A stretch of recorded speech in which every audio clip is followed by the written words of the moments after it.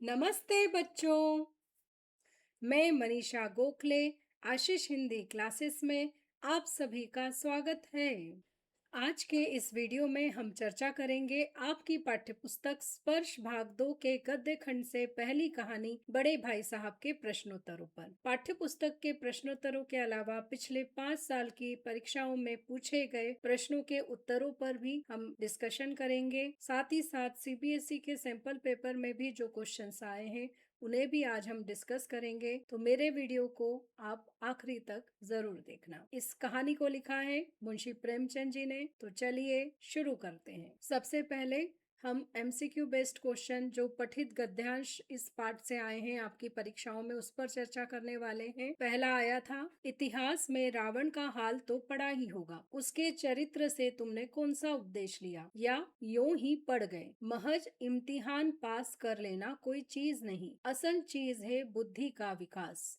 जो कुछ पढ़ो उसका अभिप्राय समझो। रावण भूमंडल का स्वामी था, जो ऐसे राजाओं को चक्रवर्ती कहते हैं। आजकल अंग्रेजों के राज्य का विस्तार बहुत बड़ा हुआ है, पर इन्हें चक्रवर्ती नहीं कह सकते। संसार में अनेक राष्ट्र अंग्रेजों का आधिपत्य स्वीकार नहीं करते, बिल्कुल स्वाधीन है। रावण चक्रवर्ती राजा था, संसार के सभी महीप उसे कर देते थे, बड़े बड़े देवता उसकी गुलामी करते थे, आग और पानी के देवता भी उसके दास थे। मगर उसका अंत क्या हुआ? घमंड ने उसका नाम निशान तक मिटा दिया। कोई उसे एक चुल्लू भर पानी देने वाला भी न बचा। आदमी और जो कुकर्म चाहे करे, पर अभिमान न करे, इतराए नहीं। अभिमान किया और दीन दुनिया दोनों से गया। तो यहाँ पर पहला प्रश्न पूछा गया है, गद्यांश में रावण का उदाहरण किस उद्देश्य से दिया गया है?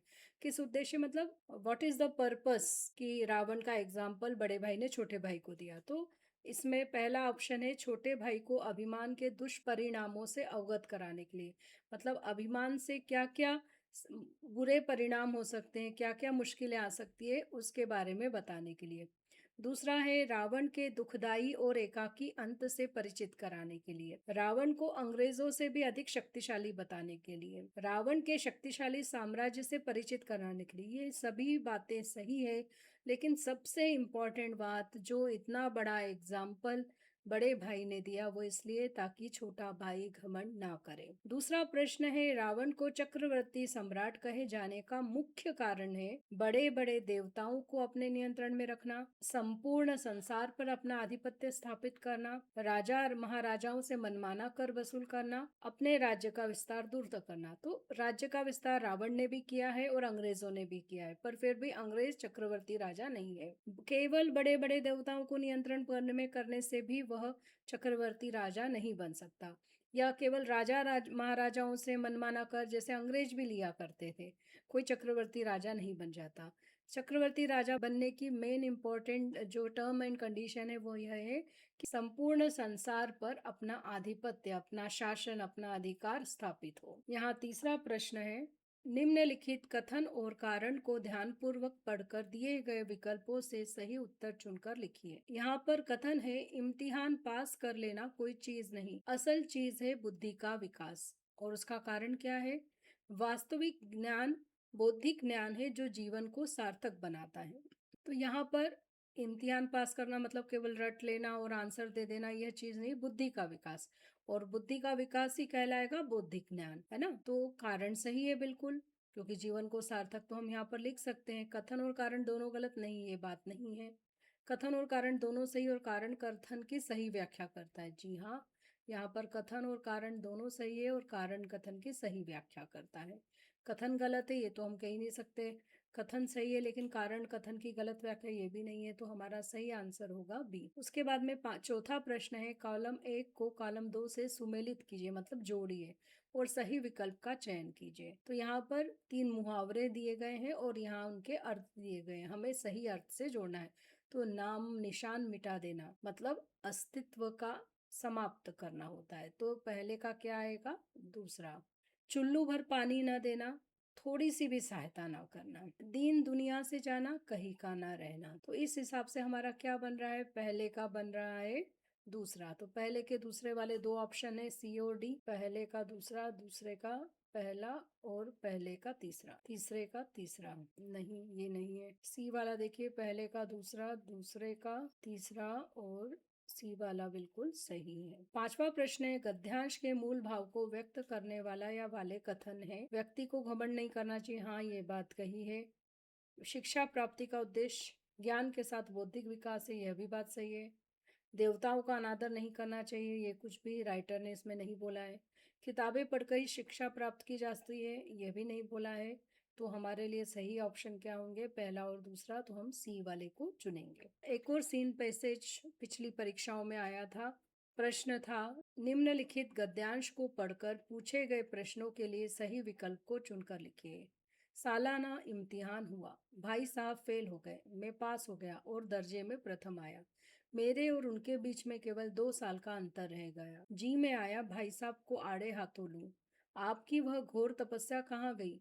मुझे देखिए, मजे से खिलता भी रहा और दर्जे में अव्वल भी हूँ। लेकिन वह इतने दुखी और उदास थे कि मुझे उनसे दिली हमदर्दी हुई और उनके घाव पर नमक छिड़कने का विचार ही लज्जास्पद जान पड़ा। हाँ, अब मुझे अपने ऊपर कुछ अभिमान हुआ और आत्मसम्मान भी बढ़ा। भाई साहब का वह रोब मुझ पर ना रहा। आजादी से खेलकूद में शरीक होने लगा। दिल मजबूत था। अगर उन्होंने फिर मेरी फजीहत की तो साफ कह दूंगा, आपने अपना खून जलाकर कौन सा तीर मार लिया। मैं तो खेलते कूदते दर्जे में अव्वल आ गया। जबान से यह हेकड़ी जताने का साहस न होने पर भी मेरे रंग ढंग से साफ जाहिर होता था कि भाई साहब का वह आतंक मुझ पर नहीं था। भाई साहब ने इसे भाप लिया। उनकी सहज बुद्धि बड़ी तीव्र थी और एक दिन जब मैं भोर का सारा समय गुल्ली डंडे की भेंट करके ठीक भोजन के समय लौटा तो भाई साहब ने मानो तलवार खींच ली। यहाँ पर पहला प्रश्न है, कक्षा में प्रथम आने पर छोटे भाई के व्यवहार में बड़े भाई साहब के प्रति झलकने लगा प्रसन्नता नहीं, स्वाभिमान, गर्व भी नहीं, क्या झलकने लगा? अहंकार, घमंड हो गया छोटे भाई को। दूसरा है, छोटा भाई बड़े भाई साहब को आड़े हाथों लेना चाहता था परंतु ऐसा नहीं कर पाया। क्यों? आड़े हाथों लेना मतलब बुरा भला कहना। वो चाहता था कि अब वो भी बड़े भाई को बुरा भला कहे, पर ऐसा उसने क्यों नहीं किया? उनकी डांट डपट का डर नहीं, उसकी हिम्मत नहीं पड़ी, नहीं लोक लाज का भी नहीं, उसे उनसे हमदर्दी हुई, उनके दुख में भी वो दुखी हो गया, इसलिए वह कुछ नहीं कह पाया। उसके बाद तीसरा प्रश्न है, छोटे भाई के अव्वल आने पर भाई साहब के व्यवहार में क्या अंतर आया? वे और अधिक ध्यानपूर्वक पढ़ने लगे? नहीं, वो तो पहले से ही पढ़ते थे, अभी भी पढ़ते हैं। उनके रोब में थोड़ी नरमी आ गई। हाँ, जो वो उसको डांटते थे, गुस्सा करते थे, वो अब कई बार उसे छोड़ देते थे। निम्नलिखित कथन तथा कारण को पढ़कर दिए गए विकल्पों में से कोई एक सही विकल्प चुनकर लिखिए। यहाँ पर कथन है, भाई साहब गुस्सा हो गए और उन्होंने तलवार खींच ली। कारण था, छोटा भाई सुबह से शाम तक गुल्ली डंडा खेलकर लौटा था। तो यह बिल्कुल सही है, कथन और कारण दोनों सही है और कथन की सही व्याख्या करता है। पांचवा है, कौन सा वाक्य गद्यांश से मेल खाते हैं? वार्षिक परीक्षा में हर बार की तरह छोटा भाई भी अच्छे अंकों से पास हो गया, बिल्कुल सही। भाई साहब दुखी और उदास हो गए थे, बिल्कुल सही।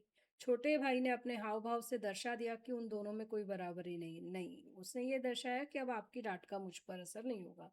अब बड़े भाई साहब ने छोटे भाई को कुछ भी कहना पूरी तरह से छोड़ दिया, नहीं अभी कहने वाले थे और उसे डांटा भी। तो सही विकल्प होगा पहला और दूसरा। आइए अब पाठ्य पुस्तक पर आधारित प्रश्न देखते हैं। इसमें क है, निम्नलिखित प्रश्नों के उत्तर लिखिए। पहला प्रश्न, छोटे भाई ने अपनी पढ़ाई का टाइम टेबल बनाते समय क्या क्या सोचा और फिर उसका पालन क्यों नहीं कर पाया? तो देखिए, छोटे भाई ने जब टाइम टेबल बनाया तो सोचा कि वह मन लगाकर पढ़ाई करेगा और खेलने में समय बर्बाद नहीं करेगा। उसने टाइम टेबल में सभी विषयों के लिए समय निर्धारित किया, खेलने के लिए बिल्कुल समय नहीं रखा। लेकिन पहले दिन से ही वह टाइम टेबल का पालन नहीं कर पाया, क्योंकि मैदान की हरियाली और तरह तरह के खेल खेलते बच्चों को देखकर वह सब कुछ भूलकर उस ओर खींचा चला जाता था। खेलते समय उसे कुछ भी याद नहीं रहता था, क्योंकि खेलों के प्रति उसकी रुचि बहुत अधिक थी, इतनी ज्यादा कि भाई साहब से डांट खाने का डर होने पर भी वह हर दिन आंख बचाकर खेलने जाता था। दूसरा प्रश्न है, एक दिन जब गुल्ली डंडा खेलने के बाद छोटा भाई बड़े भाई साहब के सामने पहुंचा तो उनकी क्या प्रतिक्रिया हुई? देखिए, जब एक दिन गुल्ली डंडा खेलने के बाद छोटा भाई बड़े भाई साहब के सामने पहुंचा तो उन्होंने उसे डांटना और उपदेश देना शुरू कर दिया। उसे घमंडी कहा और रावण, शैतान और शाहिरुम का एग्जाम्पल दिया, उदाहरण दिया, और यह बताया कि घमंड करने वाले का सर्वनाश होता है। उसकी सफलता को तुक्का भी बताया कि वह बाय चांस क्लास में अव्वल आया है। साथ ही कक्षा 9वीं की कठिन पढ़ाई और उसमें आने वाली कठिनाइयों के बारे में बताकर मन लगाकर अभ्यास करने और घमंड न करने की उसे सलाह दी। तीसरा प्रश्न है, बड़े भाई साहब को अपने मन की इच्छाएं क्यों दबानी पड़ती थी? देखिए, बड़े भाई साहब अपने परिवार से दूर छोटे भाई के साथ पढ़ाई के लिए हॉस्टल में रहते थे, इसलिए छोटे भाई की सारी जवाबदारी उनके कंधों पर थी। वो अपने भाई के लिए एक आदर्श रखना चाहते थे। वे जानते थे कि स्वयं अनुशासित रहकर ही वे अपने भाई को अनुशासित रख सकते हैं, इसलिए वे अपने मन की इच्छाओं को दबाकर आदर्श व्यवहार करते थे, जिससे उनका भाई बेराह न हो। चौथा प्रश्न है, बड़े भाई साहब छोटे भाई को क्या सलाह देते थे और क्यों? उत्तर, बड़े भाई साहब छोटे भाई को मन लगाकर बहुत अभ्यास करने और अपना कीमती समय खेलने कूदने में बर्बाद नहीं करने की सलाह देते थे, क्योंकि आगे की कक्षाओं की पढ़ाई बहुत कठिन थी। वे स्वयं एक ही कक्षा में 2-2 साल पढ़ रहे थे। वे दोनों परिवार से दूर हॉस्टल में अपनी पढ़ाई पूरी करने के लिए रह रहे थे। अपने छोटे भाई को सही राह दिखाना वे अपना कर्तव्य समझते थे। प्रश्न 5, छोटे भाई ने बड़े भाई साहब के नरम व्यवहार का क्या फायदा उठाया? उत्तर, जब 2 साल तक लगातार बड़े भाई फेल होते गए और छोटा भाई दोनों ही साल कक्षा में प्रथम आया, तो बड़े भाई साहब का व्यवहार थोड़ा नरम पड़ गया।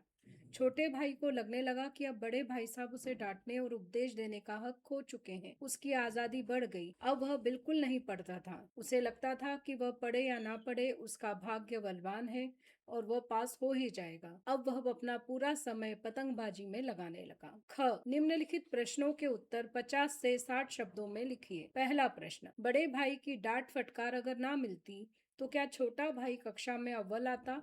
अपने विचार प्रकट कीजिए। बिल्कुल, मेरे विचार से यदि बड़े भाई की डांट फटकार ना मिलती तो छोटा भाई कक्षा में अव्वल नहीं आता। भले ही वह डांट खाकर भी खेलने जाता था, लेकिन उनके डर से थोड़ा बहुत पढ़ लेता था। कक्षा का कार्य भी बेइज्जत न होना पड़े इसलिए समय से कर लेता था। भले ही वह बहुत बुद्धिमान था, किंतु अभ्यास के बिना कक्षा में अव्वल नहीं आ पाता।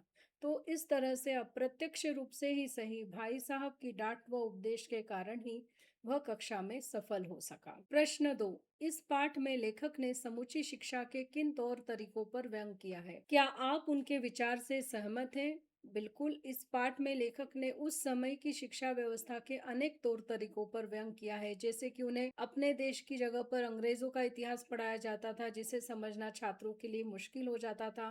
राजाओं के एक समान नाम होने के कारण जो छोटी मोटी गलती होती थी आंसर में या उत्तर में, उसके लिए सारे अंक या सारे मार्क काट दिए जाते थे। विदेशी भाषा अंग्रेजी पर अधिक बल दिया जाता था। गणित में भी ऐसे विषय पढ़ाना जिनका व्यवहारिक जीवन में कोई उपयोग नहीं है और वह बच्चों को बेकार लगता था। रचनात्मक लेखन के लिए ऐसे विषय देना जिन पर विस्तार से लिखना व्यर्थ भी है, बेकार भी है और मुश्किल भी है। उत्तर में किताबी भाषा की अपेक्षा करना, अगर बच्चे कुछ भी अलग ढंग से लिखे तो उनके पूरे अंक काट देना। तो इस प्रकार की जो शिक्षा व्यवस्था थी उससे बच्चे केवल विषय को रटना सीखते, उनकी समझ और बुद्धि का विकास नहीं होगा। तो मैं भी इस बात से सहमत हूँ। प्रश्न 3, बड़े भाई साहब के अनुसार जीवन की समझ कैसे आती है? उत्तर, बड़े भाई के अनुसार जीवन की समझ ज्ञान के साथ अनुभव और व्यवहारिकता से आती है। पुस्तकीय ज्ञान को अनुभव में उतारने पर ही हम सही जीवन जी सकते हैं। उन्होंने बताया कि उनके माता पिता और हेडमास्टर की माताजी ने भले ही कोई किताबी ज्ञान नहीं प्राप्त किया था, परंतु अपने अनुभव और व्यवहार के द्वारा उन्होंने अपने जीवन की हर परीक्षा को सफलतापूर्वक पार किया। अतः पुस्तकीय ज्ञान और अनुभव के तालमेल द्वारा ही जीवन की समझ आती है। प्रश्न 4, छोटे भाई के मन में बड़े भाई के प्रति श्रद्धा क्यों उत्पन्न हुई? तो देखिए, जब वह बहुत खेलने के बाद भी 2 बार छोटे भाई ने अपनी कक्षा में प्रथम स्थान प्राप्त किया तो उस पर उसे घमंड हो गया। अब वह बेखौफ बिना डर के खेलने लगा। एक दिन वह पतंग उड़ाते समय बड़े भाई ने उसे पकड़ लिया। उन्होंने उसे समझाया कि भले ही वे केवल एक कक्षा आगे हैं, लेकिन उन्हें उससे 5 वर्ष से अधिक अनुभव है और उन्हें उससे सुधारने का अधिकार हमेशा रहेगा। उन्होंने उसे अगली कक्षा की पढ़ाई की कठिनाइयों का एहसास भी दिलाया। छोटे भाई के मन में बड़े भाई के लिए श्रद्धा उत्पन्न हो गई जब उसे पता चला कि उसके भाई साहब उसे सही राह दिखाने के लिए अपनी कितनी ही इच्छाओं का दमन करते थे। उसके पास हो जाने से उन्हें कोई ईर्ष्या नहीं होती थी और वो केवल अपने बड़े भाई होने का कर्तव्य निभा रहे थे। प्रश्न 5, बड़े भाई की स्वभावगत विशेषताएं बताइए। उत्तर, बड़े भाई की स्वभावगत विशेषताएं निम्नलिखित हैं। पहला, बड़े भाई साहब परिश्रमी विद्यार्थी थे। एक ही कक्षा में 3 बार फेल हो जाने के बाद भी वे मन लगाकर पढ़ाई करते थे। वे गंभीर तथा संयमित स्वभाव के थे। हमेशा मतलब हर समय अपने छोटे भाई के सामने आदर्श उदाहरण प्रस्तुत करने के लिए खेल कूद से दूर और अध्ययनशील बने रहते थे। वे एक कुशल वक्ता थे। वे छोटे भाई को अनेक उदाहरणों के द्वारा जीवन जीने की समझ दिया करते थे। बड़ों के लिए उनके मन में बड़ा सम्मान था। पैसों की फिजूल खर्ची को उचित नहीं समझते थे। छोटे भाई को अक्सर वे माता पिता के पैसों को पढ़ाई के अलावा खेलकूद में गंवाने पर डांट लगाते थे। वे बहुत समझदार और अनुभवी थे। वे बहुत जिम्मेदार थे और अपने छोटे भाई का बहुत ख्याल रखते थे। प्रश्न 6, बड़े भाई साहब ने जिंदगी के अनुभव और किताबी ज्ञान में से किसे और क्यों महत्वपूर्ण कहा है?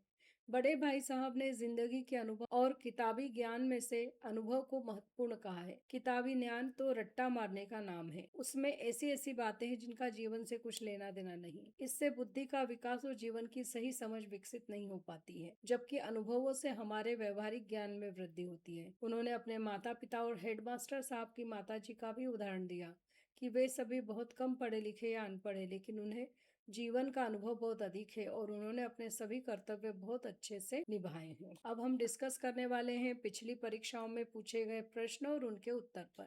तो पहला जो प्रश्न है वो 2024-25 की जो वार्षिक परीक्षा थी, एनुअल एग्जाम थी, उसमें पूछा गया है कि पढ़ाई के प्रति बड़े भाई साहब और छोटे भाई साहब की सोच में क्या अंतर था।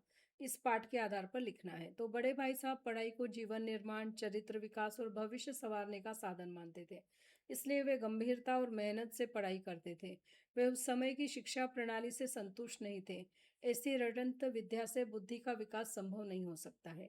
वे व्यवहारिक ज्ञान और अनुभव को अधिक महत्व देते थे, जबकि छोटा भाई पढ़ाई को केवल परीक्षा पास करने का माध्यम समझता था और खेलकूद में अधिक रुचि लेता था।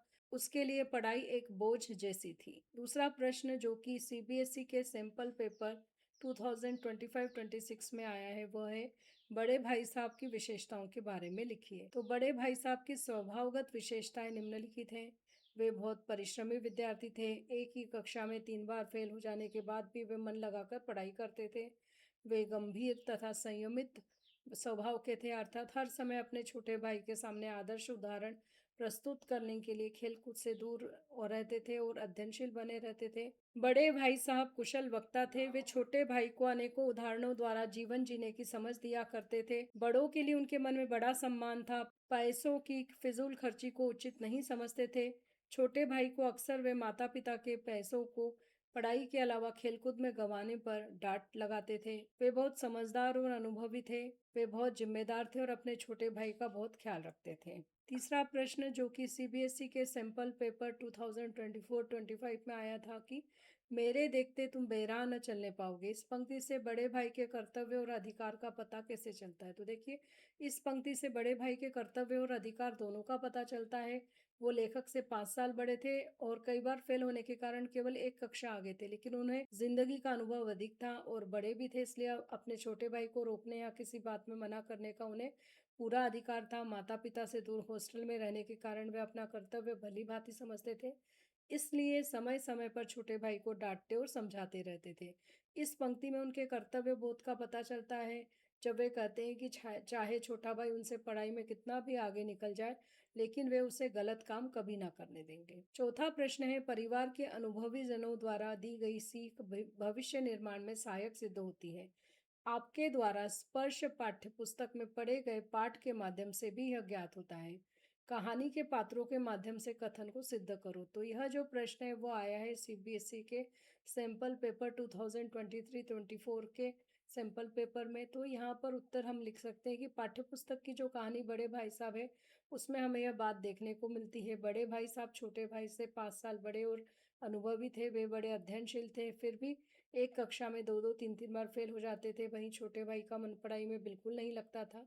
मौका पाते ही वह खेलने निकल जाता था। भाई साहब के उस पर ध्यान देने, डांटने और समझाने के कारण वह थोड़ा बहुत पढ़ लेता था। कुशाग्र बुद्धि होने के कारण वह थोड़ी सी पढ़ाई करके भी कक्षा में अव्वल आ जाता था। इस बात से धीरे धीरे उसके मन में घमंड बढ़ गया और उसने पढ़ाई में ध्यान देना बिल्कुल बंद कर दिया। भाई साहब ने उसे किताबी ज्ञान की अपेक्षा अनुभवजन्य ज्ञान और व्यवहारिकता का महत्व समझाया और अपनी पढ़ाई पर ध्यान देने के लिए प्रेरित किया। तो इस तरह से जो परिवार के बड़े होते हैं, उनकी सीख से छोटे भाई का जो भविष्य था वो बहुत अच्छा बन गया। उसके बाद एक प्रश्न जो सीबीएसई के सैंपल पेपर 2021-22 में आया था, कहानी बड़े भाई साहब के अनुसार जीवन की समझ कैसे आती है, ये 2020-21 के सैंपल पेपर में आया था। तो बड़े भाई साहब के अनुसार जीवन की समझ ज्ञान के साथ अनुभव और व्यवहारिकता से आती है। पुस्तकीय ज्ञान को अनुभव में उतारने पर ही हम सही जीवन जी सकते हैं। उन्होंने बताया कि उनके माता पिता और हेडमास्टर की माताजी ने भले ही कोई किताबी ज्ञान प्राप्त नहीं किया, परंतु अपने अनुभव और व्यवहार के द्वारा उन्होंने अपने जीवन की हर परीक्षा को सफलतापूर्वक पार किया। इसलिए पुस्तकीय ज्ञान और अनुभव के तालमेल द्वारा ही जीवन की समझ आती है। आपको मेरा यह वीडियो कैसा लगा, कमेंट में ज़रूर लिखें। आप और किन विषयों पर वीडियो देखना चाहते हैं, यह भी बताएं। अगले वीडियो में एक नया टॉपिक लेकर फिर से मिलेंगे। तब तक के लिए धन्यवाद।